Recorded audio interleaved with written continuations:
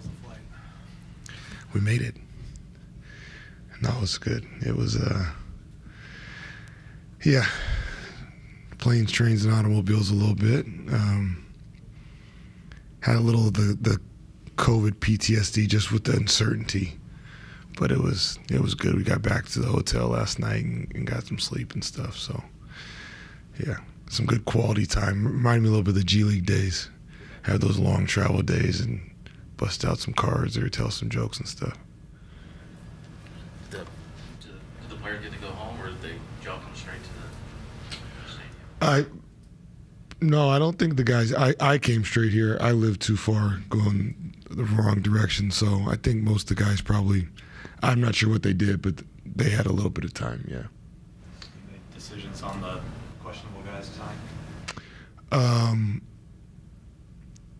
Who are you referring to? I'm sorry.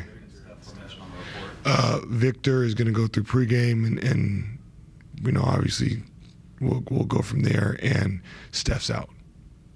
Adductor, just been something that's been a little tight, and don't foresee it being anything major or long term. And obviously that is when you start getting some of the circumstances that we were coming out of just added to it.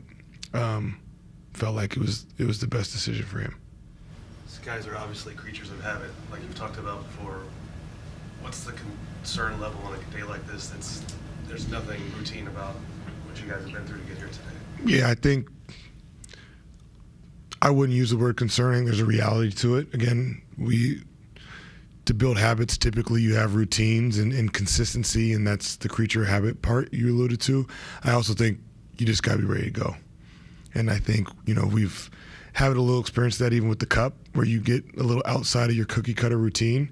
And I think as you continue to grow as an individual and collectively as a team, you got to clock in and go to work, and we're all here safe, and that's the main thing, obviously, and we'll be ready to go at 8 o'clock. Yeah, I couldn't remember for a second. I know you mentioned in Charlotte that it wasn't necessarily a long-term thing with the lineup, but how did you think Harrison coming off the bench worked, and is that something that you think you'll look at again? I thought he was phenomenal. Excuse me. I thought he was phenomenal. Again, we've had, I don't know how many, 8 or 9 guys now that have started for this team this year. I think Harrison in a vacuum starting for a decade and what he's done with his longevity, consistency, dependability, et cetera, is remarkable, and it's something to be applauded and honored and discussed.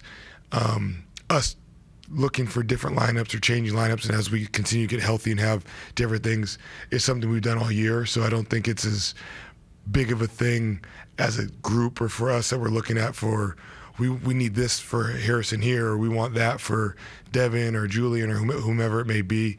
But yeah, I think we have still not had a ton of time with this full team healthy, and for me to sit here and say this is exactly the starting lineup or the rotation, how we're going to play it, I think would be negligent on my part just based on the sample size and continuity we've had, or lack thereof. How did that conversation with Harrison go? Because like you said, he has started for a decade.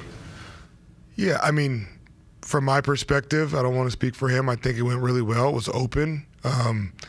We've talked about plenty of things since he's gotten here for a couple of years now. And he's everything you would expect in terms of mannerable, professional, mature, team-oriented.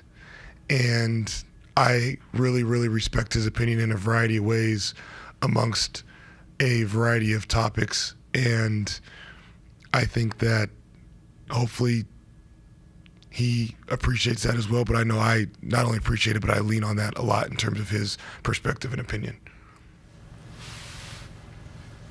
Thank you.